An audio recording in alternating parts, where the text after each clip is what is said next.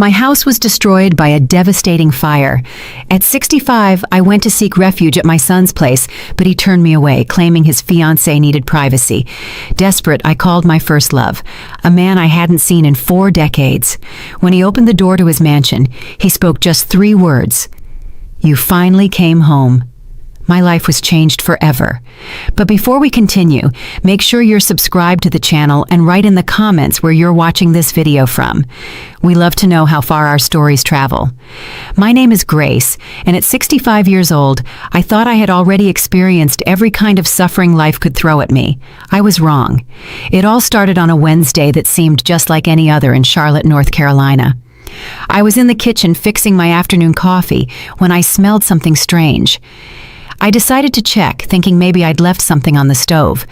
When I opened the living room door, I was met by a wall of smoke so thick I could barely see through it. Flames were already consuming the curtains and racing up the walls with a speed that left me paralyzed for a few crucial seconds. The smoke detector should have been screaming, but I found out later the battery had died months ago. A simple oversight that would cost me everything I owned. I ran back to the kitchen, fumbling for the phone to call the fire department, but the smoke was everywhere, making it hard to breathe, impossible to think straight. I heard glass breaking and realized I had no time. The flames were eating my house with a ferocious hunger that seemed impossible to contain. My only thought was to get out alive. I grabbed my purse, which was on the kitchen table, and bolted for the back door. The last thing I saw before I burst outside was the portrait of Robert, my late husband, starting to blacken from the heat. The neighbors were already in the street when I stumbled out, coughing and gasping. Mrs. Jenkins, my 78-year-old neighbor, was the first to rush over, hugging me as we both watched helplessly while the fire devoured the home where I'd lived for over 40 years. The fire department arrived in 10 minutes, but it was already too late.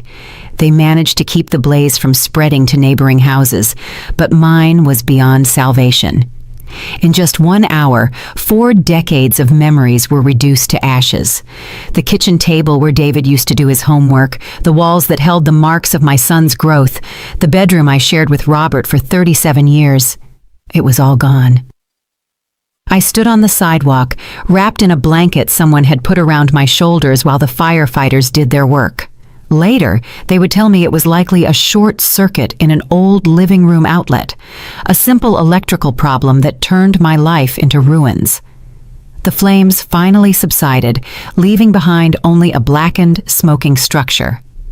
The fire chief approached me, his face smeared with soot, his eyes full of a pity I couldn't bear in that moment.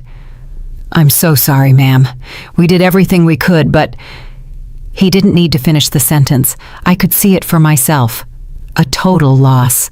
Everything I possessed, besides the clothes on my back and the contents of my purse, had vanished. The neighbors who were lucky enough to still have homes took me in for the first night.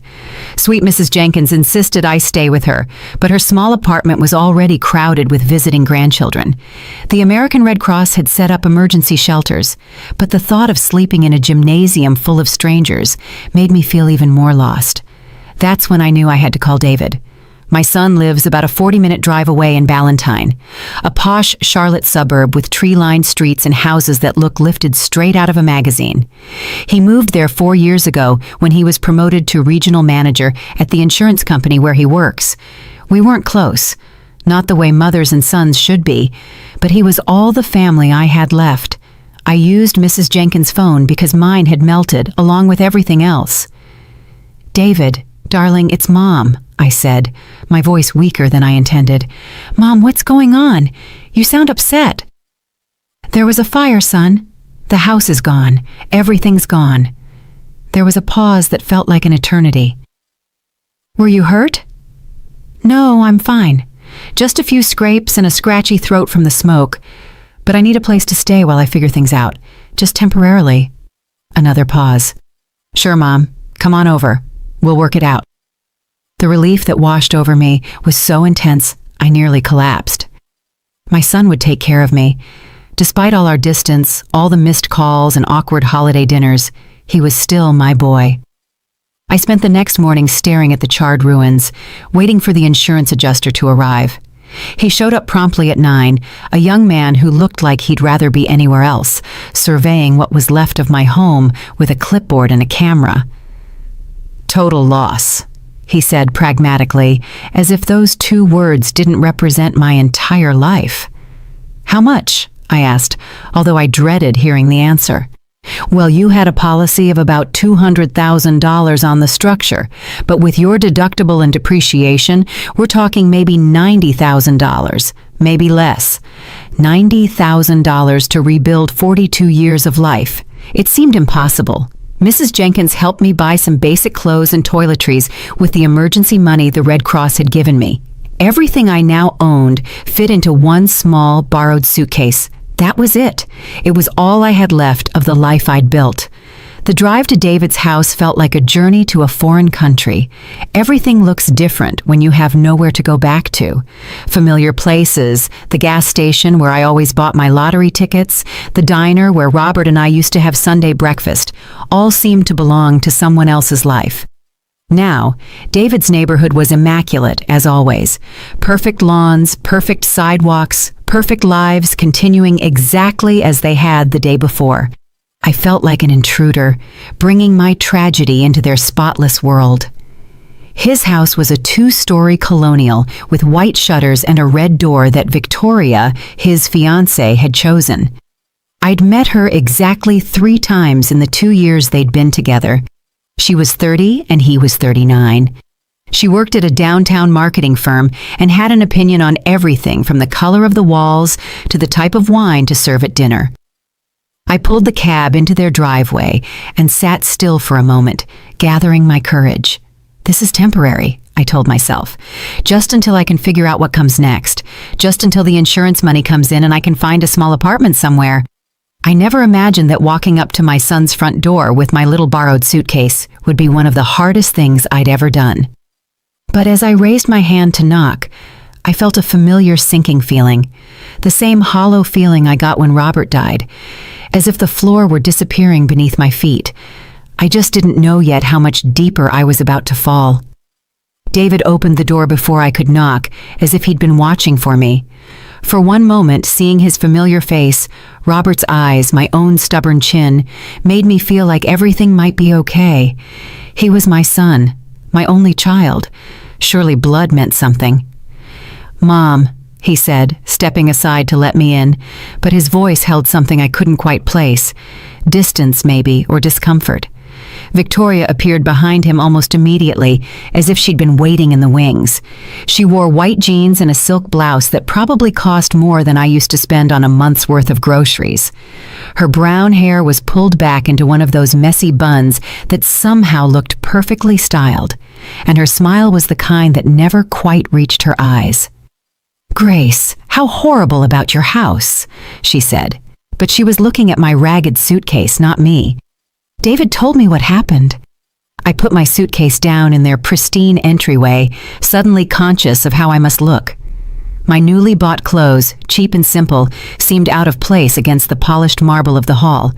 I could still smell the smoke clinging to my hair, despite the shower I'd taken at Mrs. Jenkins' house.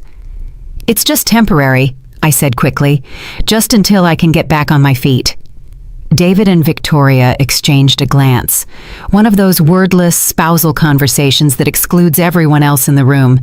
I'd seen Robert and I do the same thing countless times, but from the outside, it felt like they were shutting me out of a club I didn't know existed.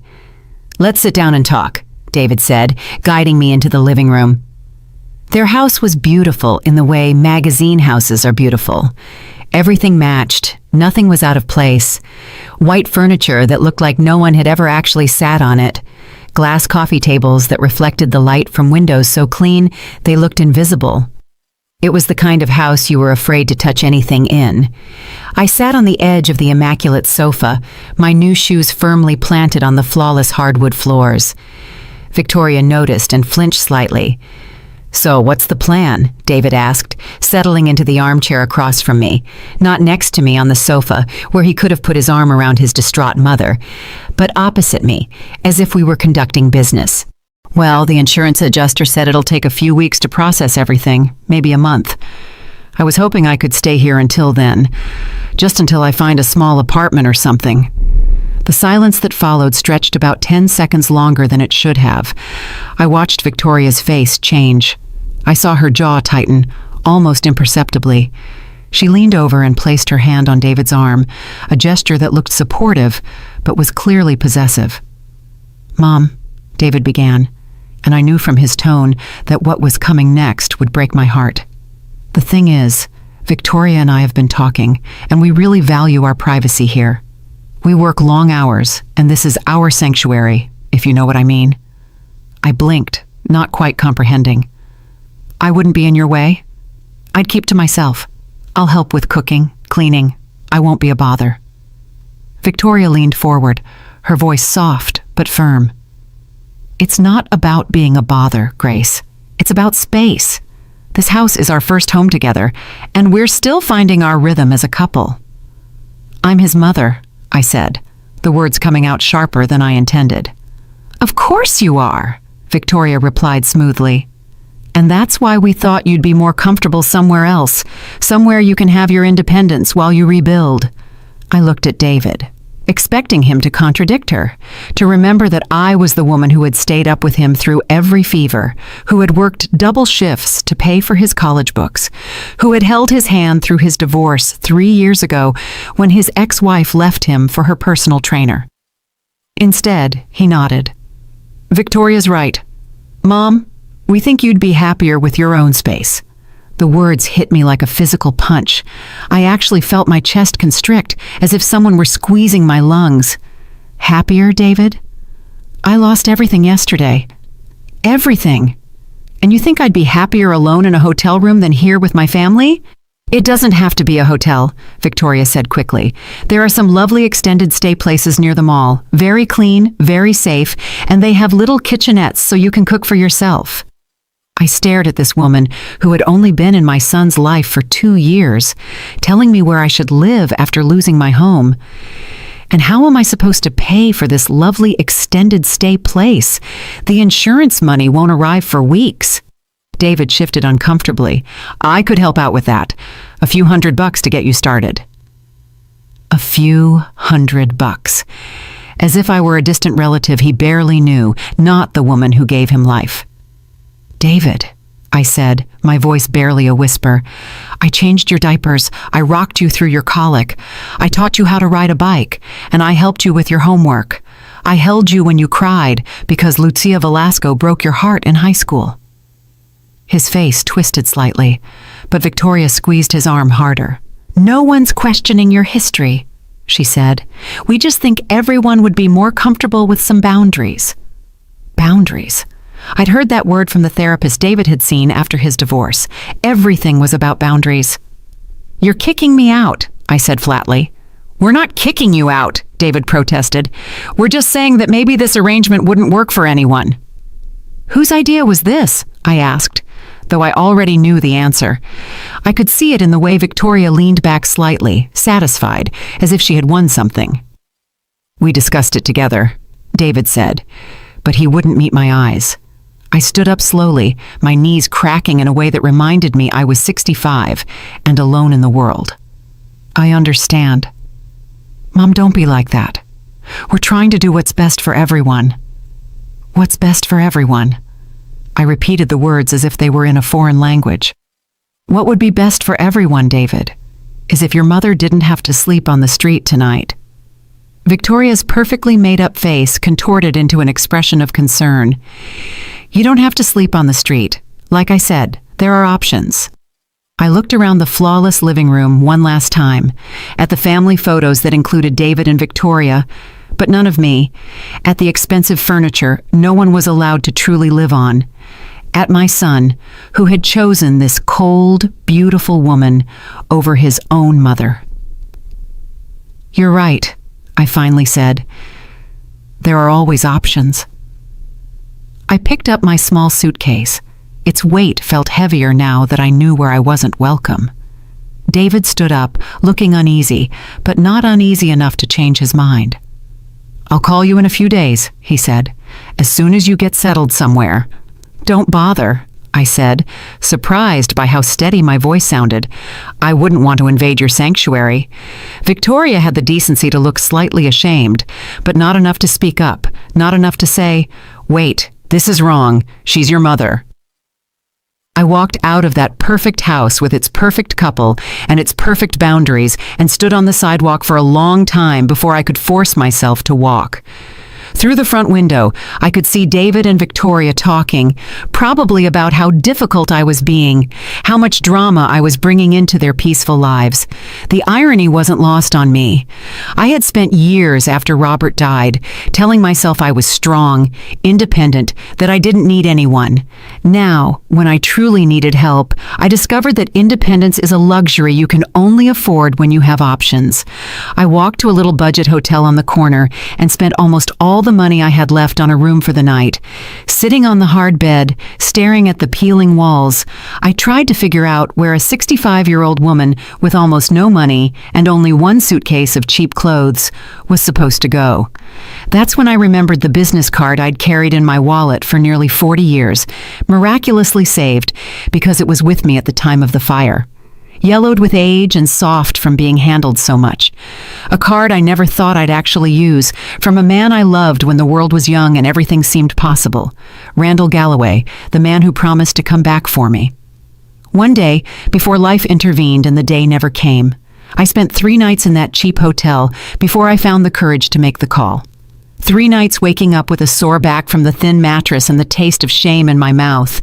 3 nights listening to arguments in the hallway and the constant drone of traffic outside the badly insulated window.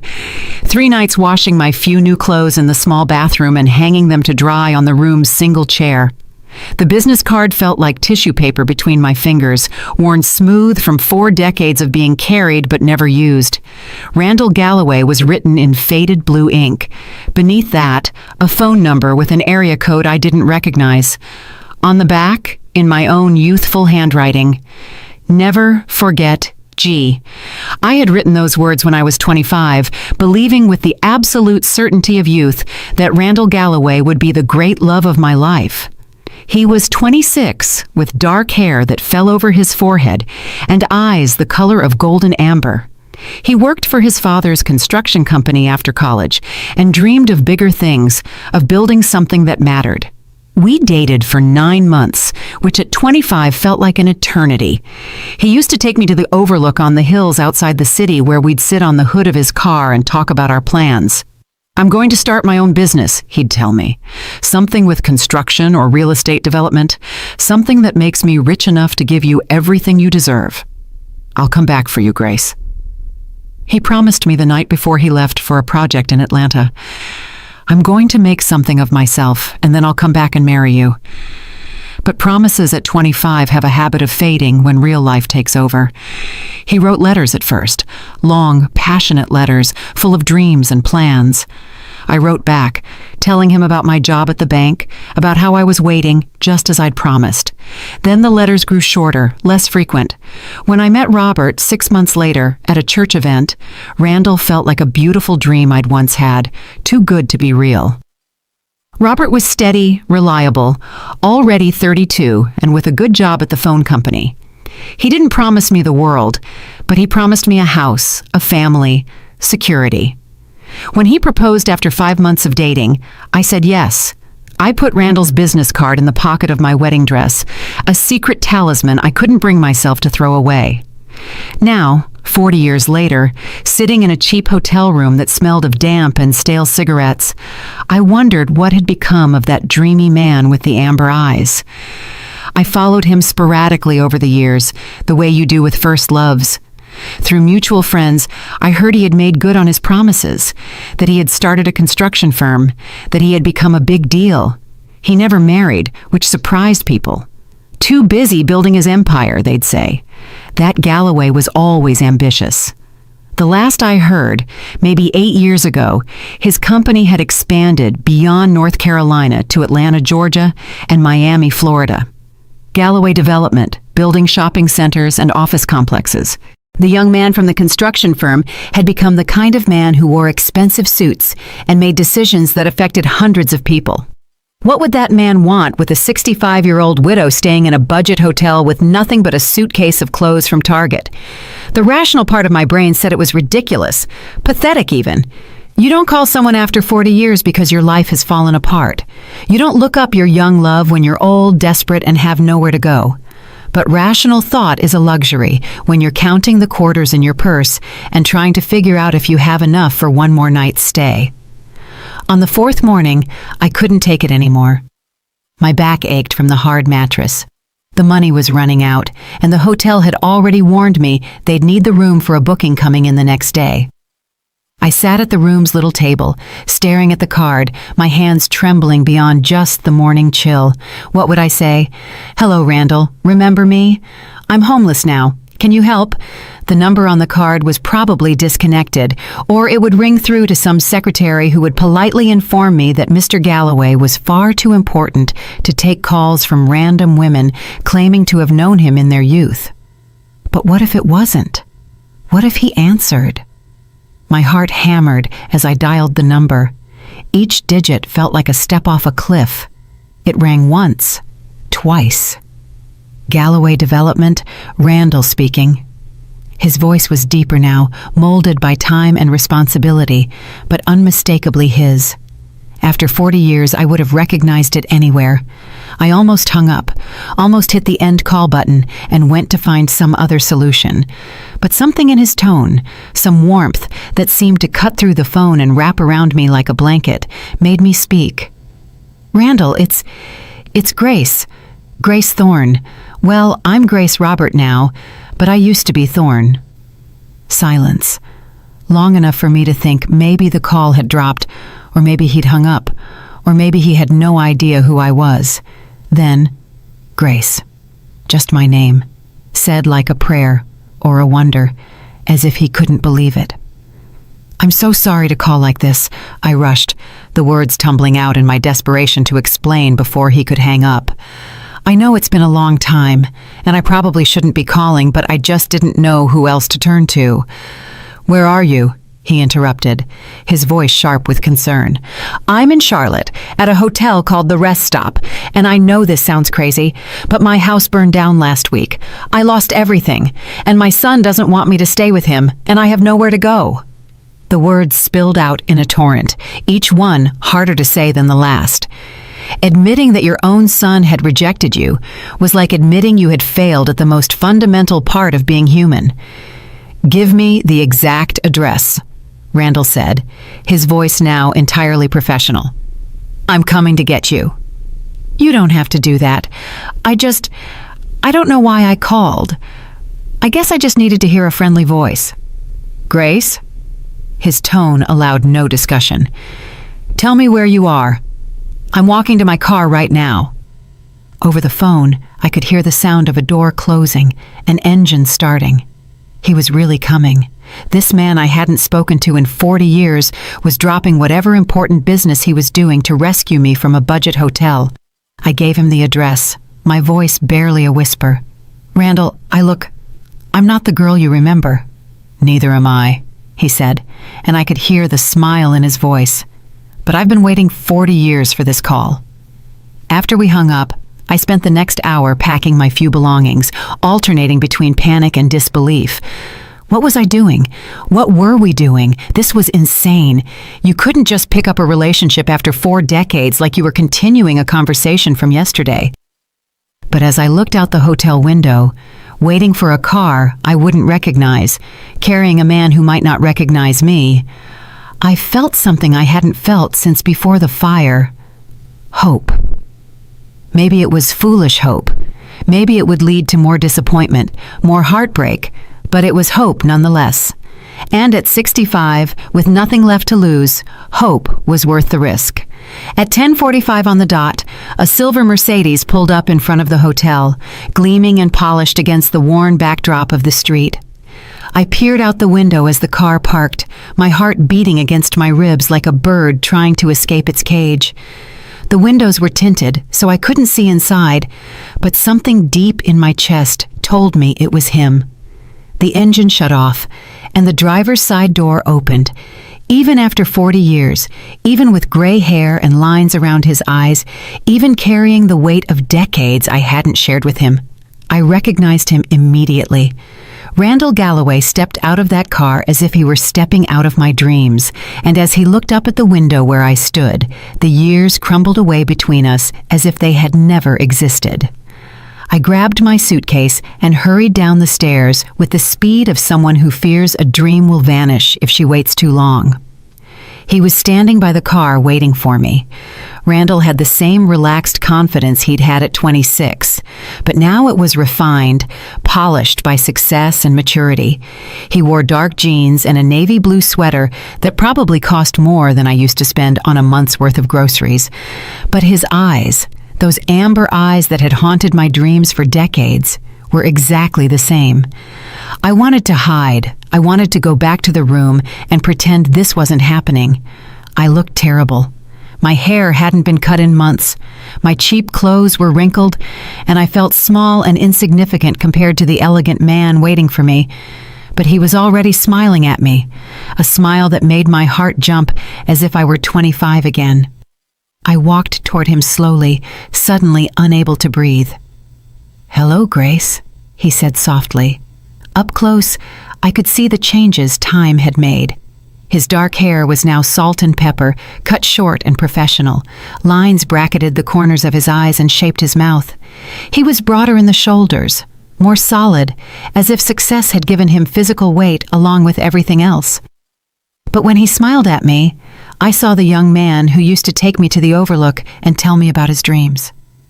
"Hello," I managed to say, my voice barely a whisper. He studied my face for a long moment, those amber eyes taking in every detail. I wanted to apologize for how I looked, for how far I'd fallen, for calling him after all those years with nothing to offer but trouble.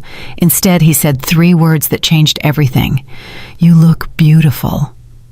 I started to cry, right there on the sidewalk, in front of that budget hotel, with Randall Galloway standing next to me. I completely fell apart. 40 years of pent-up tears, 4 days of uncertainty and despair, a lifetime of being told I wasn't enough. It all came out in ugly, gasping sobs that I couldn't control. He didn't say anything else. He didn't try to shush me or tell me everything would be fine. He simply took my suitcase with one hand and wrapped his other arm around me as I collapsed against his chest. He smelled of expensive cologne and clean laundry, of success and stability, of everything I had lost and everything I never had. His sweater was soft against my cheek, and his arms were strong around my trembling shoulders. "I'm sorry," I choked against his chest. "I'm sorry, Randall. I shouldn't have called. I shouldn't drag you into this mess." "Shh," he murmured, his hand stroking my back. "You should have called years ago." When the tears finally subsided, I pulled away to look at him, embarrassed by the damp patch I'd left on his expensive sweater. I must look like a disaster. He reached out and wiped a tear from my cheek, his touch gentle as a whisper. "You look like someone who has been through hell and survived it.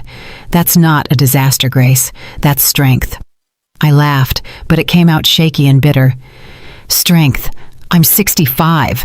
I'm staying in a dive hotel because my own son doesn't want me. That's not strength. That's pathetic." His jaw tightened, and for a moment I saw a flash of the anger he was trying to hide. "Your son is a fool. You don't know him. I don't need to know him. I know you." He paused, his hands still resting lightly on my shoulders. "Or at least I knew you. And the Grace Thorne I knew would never turn away someone in need, especially family." The way he said my maiden name, as if it were something precious he'd kept all these years, made my chest ache with longing for the woman I used to be. "That was a long time ago," I said. "I'm not that girl anymore." "Maybe not," he agreed, "but I'd like to meet the woman she became." He put my suitcase in the trunk of his luxury car as if it were treasure, not a cheap bag containing everything I had left in the world. As he opened the passenger door for me, I was momentarily stunned by the unreality of the situation. The morning of the fire, I had a house, memories, a life built over decades. Now I was getting into the car of a man I hadn't seen in 40 years, with no idea what came next. "Where are we going?" I asked as he started the engine. "Home," he said simply. The drive took almost an hour, passing through increasingly wealthy neighborhoods until we reached an area I'd never seen before. Rolling hills dotted with properties hidden behind stone walls and iron gates, trees that looked like they'd been professionally placed, mailboxes that probably cost more than most people's cars. Randall turned into a long driveway marked only by a small brass plaque that read Galloway. The drive curved through mature trees and manicured gardens before opening into a circular entrance in front of a house that took my breath away. It wasn't flashy or ostentatious. It was elegant in the way that real money is elegant, subtle, confident, built to last. Stone and wood with tall windows that caught the afternoon light and a porch that invited you to sit and stay a while. "Randall," I whispered, looking at this monument to everything he had achieved. This is incredible." He parked the car but didn't get out right away. Instead, he sat there, looking at the house as if he were seeing it through my eyes. "It's too big," he said quietly. "It always has been. I built it thinking I'd fill it one day, but—" He shrugged, a gesture so familiar it made my heart ache. "Some dreams don't work out the way you planned." "You never married?" The question slipped out before I could stop it. He turned to look at me, his expression unreadable. "I came close a couple of times, but something was always missing."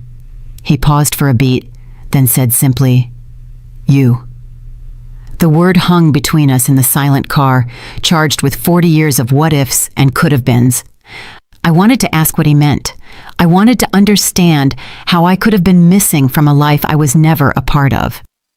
But before I could find the words, he was already out of the car, rounding the front to open my door. The house was even more stunning inside. Hardwood floors that gleamed like honey, high ceilings, furniture that looked like it belonged in architectural magazines, but didn't feel cold or museum-like. There were books everywhere, comfortable reading chairs placed near the windows, photos scattered on end tables. It felt like a home where someone actually lived, not just a showcase for success. "Are you hungry?" Randall asked, leading me into a kitchen that was larger than my old living room. "I was about to make lunch when you called." I realized I was starving. The hotel breakfast had been only stale toast and weak coffee, and my stomach was cramping with emptiness and nerves. "I don't want to be any trouble," I began, but he cut me off with a look. "Grace, stop. You are not trouble. You are—" He paused, searching for the words. "You are the answer to a question I've been asking for 40 years. While he cooked, and he actually knew how to cook, moving around that huge kitchen with the ease of someone who had learned to take care of himself. I studied the photographs scattered throughout the room. Randall at ribbon-cutting ceremonies, shaking hands with important people. Randall with various women at charity galas and business dinners, always smiling, but never looking completely happy. "Tell me about your life," he said, placing a plate of perfectly grilled chicken and roasted vegetables in front of me. "Tell me about Robert, about your son, about everything I missed." So I did. Over a lunch that tasted like heaven after days of terrible hotel food, I told him about my marriage to Robert, steady and comfortable, giving me security and companionship, if not passion. About David, the baby I had wanted so desperately and loved so fiercely, who grew up to be a stranger who valued his fiancé's comfort over his mother's needs. I told him about the years of being a good wife, a good mother, a good widow, about the fire that had taken everything I owned, and the son who had taken everything I had left. Randall listened without interruption, his amber eyes never leaving my face. When I finished, he was silent for a long moment. "I'm sorry," he finally said. "I'm sorry about Robert, about your house, about your son. But I'm not sorry that you called me." "Why?" The question came out smaller than I intended. He reached across the table and took my hand in his, still strong, still gentle, still able to make my heart race after all these years. "Because I never stopped loving you," he said quietly. because every deal I made, every success I achieved, every dollar I earned, it was all so I could be worthy of you when you finally came back to me. Randall, I know this sounds crazy. I know 40 years is a long time and we're different people now, but when I heard your voice on that phone today, it was like the missing piece in my life finally clicked into place. I looked at our joined hands, his tanned and well-kept, mine worn by work and showing every day of my 65 years. I'm not the girl you remember. You're better, he disagreed. You're real. You've lived and loved and lost and survived. That 25-year-old girl was beautiful, but she was only potential. You are the woman that potential grew up to be. The words settled around my heart like a warm blanket, healing wounds I didn't even know I was still carrying. For the first time in longer than I could remember, I felt seen. Not as someone's mother or someone's wife or someone's burden, but as myself. What happens now? I asked. Randall smiled, that same devastating smile that made me fall for him when the world was young. Now, we figure out what the rest of our lives look like together, if you'll have me. As I sat in his beautiful kitchen, filled with good food and possibility, I realized that sometimes the fire that destroys your old life is just making room for the life you were always meant to have. Living with Randall was like discovering a version of myself I had forgotten existed. The first week was strange, tiptoeing around each other like polite strangers sharing space. He gave me the entire guest suite of his house. A room larger than my old living room, a private bath with a tub that could fit 2 people, and a small sitting area overlooking his gardens. I felt like I was staying in a luxury hotel, afraid to touch anything or leave too much evidence of my presence. But Randall was patient, the way successful men learn to be, and gradually I started to relax. He had a housekeeper, Maria, who came 3 days a week, but on the other days I found myself cooking for him. It started small, making coffee in the morning, preparing simple lunches. But Randall appreciated everything with the enthusiasm of someone who had eaten buffet food and restaurant meals for decades. "This is incredible," he said one evening, savoring the chicken and dumplings I'd made using my grandmother's recipe. "I haven't had a home-cooked meal like this in years." "It's nothing fancy," I protested. But inside, I glowed. When was the last time anyone had truly appreciated my cooking? David used to complain that I made the same 5 dishes over and over. Victoria once suggested I try more contemporary flavors for family dinners. Randall shook his head. "It's perfect. You're perfect." That word, perfect, should have made me uneasy. I was 65 with gray roots showing and expression lines that had become permanent grooves. My hands were spotted with age, my body soft in places that used to be firm. I was anything but perfect. But when Randall looked at me, I saw myself reflected in his eyes as someone beautiful, someone worthy of love and attention and gentle care. We fell into routines that felt as natural as breathing. We ate breakfast together on the back porch, where Randall read business reports, and I watched the birds at his elaborate feeders. We took afternoon walks around the property, where he showed me the gardens he'd planted himself and the greenhouse where he grew orchids as a hobby. The evenings were for talking. We had 40 years to catch up on, and we did it slowly, carefully, like archaeologists examining precious artifacts. I told him how hard it had been to lose Robert, about the emptiness of the house in the months afterward, about how I had to force myself out of bed every morning, about the loneliness of widowhood, the way people treat you like half a person once your husband is gone. He told me about his business, how it had grown from a small construction company to a development empire with projects in 3 states, about the women he dated over the years, smart, accomplished women who looked perfect next to him at charity galas, but who never made him feel whole. "There was one woman," he said one night, as we sat near his fireplace, the rain drumming against the windows. "Elena, she was an architect. Brilliant, beautiful. Everyone said we were perfect for each other."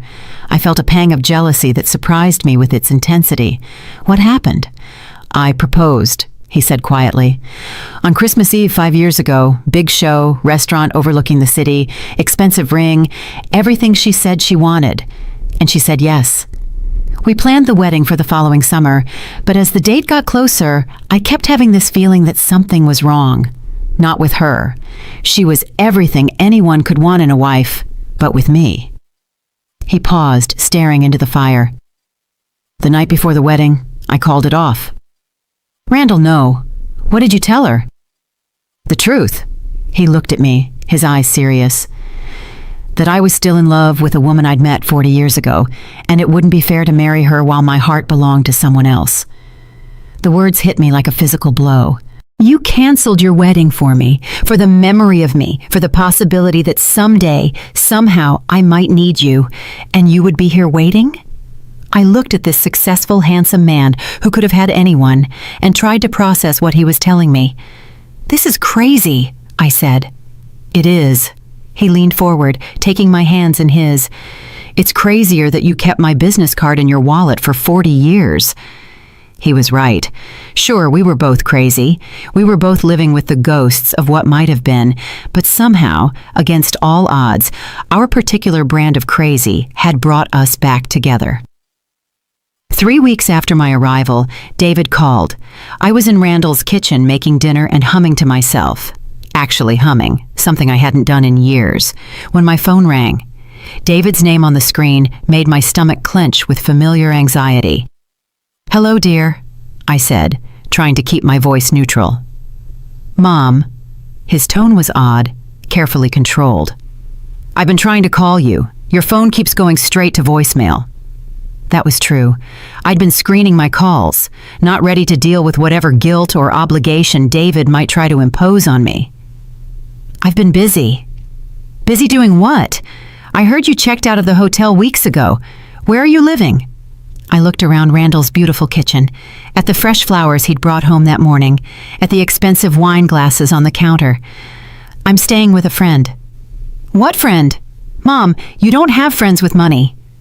His assumption offended me, partly because it had been true for so long after Robert died. I'd let most of my friendships fade, too tired and too proud to maintain relationships when I had nothing to offer in return. Would you be surprised? I said, coldly. There was a pause, and I could practically hear him processing this information. Mom, I think we need to talk. Victoria and I have been discussing the situation, and we think maybe we were too hasty. Maybe you could stay in our guest room for a while, just until you get back on your feet. The offer that would have meant everything to me a month ago now felt hollow, insulting even. What made you change your mind? Another pause. We realized that maybe we were too focused on our own needs. Family needs to stick together.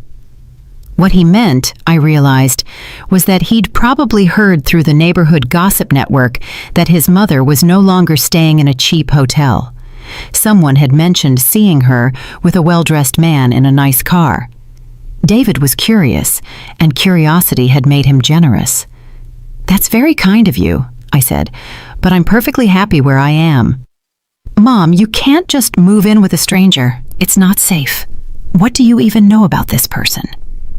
I know he's never made me feel like a burden, I said quietly.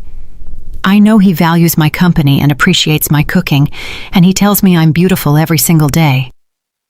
The wedding wasn't like my first one. When I married Robert 40 years ago, it was all about what everyone else expected. White dress, church ceremony, reception at the community center with a DJ and a cash bar.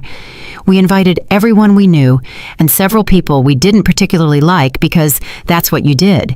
We performed the ritual for the community, not for ourselves. This time, Randall and I did exactly what we wanted.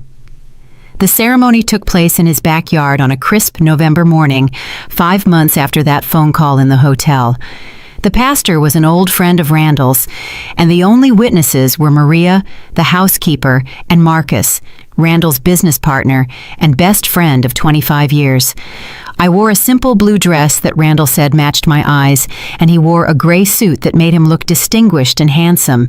No fuss, no fanfare, no stress of impressing anyone. Just two people who had found each other again after 4 decades, promising to spend whatever time they had left together. David came to the wedding. I had debated whether to even invite him, but Randall convinced me to try one more time. "He's your son," he said simply. "You'll regret it if you don't give him a chance to make it right." So I called him 2 weeks before the ceremony. "Randall and I are getting married," I said flatly. "November 15th at 2 o'clock. You're welcome to come, but Victoria is not invited." He showed up alone, looking uncomfortable in a suit that probably cost more than my monthly grocery budget. He shook Randall's hand politely. He made polite small talk and even managed a strained smile when the pastor declared us husband and wife. But I could see the calculation in his eyes, the way he took inventory of Randall's house, his car, the obvious markers of wealth. This morning, I woke up in Randall's arms, in my husband's arms, in the room that became ours, in the house that became our home. Sunlight streamed through the windows overlooking the gardens we tend together, and I could smell the coffee Randall makes every morning before I wake up. At 66, I am happier than I've ever been. Not because of Randall's money or his beautiful house or his success, but because someone sees me, truly sees me, and chooses to love what he sees. The fire took my old life, it consumed it, and turned it to ash. But sometimes I think, as I watch Randall read his morning paper across the breakfast table, destruction is just another word for renewal. Sometimes you have to lose everything you thought you wanted to find everything you truly needed. And sometimes, if you are very, very lucky, first love gets a second chance to become forever love. The business card I kept for 40 years is framed now, sitting on Randall's desk in his home office. A reminder that some promises are worth keeping, even when it takes 4 decades to deliver on them. Did you like the story, and which city are you listening from? Let's meet in the comments. If you liked the story, you can support me by sending a super thanks so I can keep bringing more stories like this. Thank you so much for your sweet support. I'm looking forward to your comments on the story. On the screen, you can see 2 new life stories that I highly recommend. There's so much more on my channel. Don't forget to subscribe. See you in the next life story with love and respect. Did you like the story, and which city are you listening from? Let's meet in the comments. If you liked the story, you can support me by sending a super thanks so I can keep bringing more stories like this. Thank you so much for your sweet support. I'm looking forward to your comments on the story. On the screen, you can see 2 new life stories that I highly recommend. There's so much more on my channel. Don't forget to subscribe. See you in the next life story with love and respect.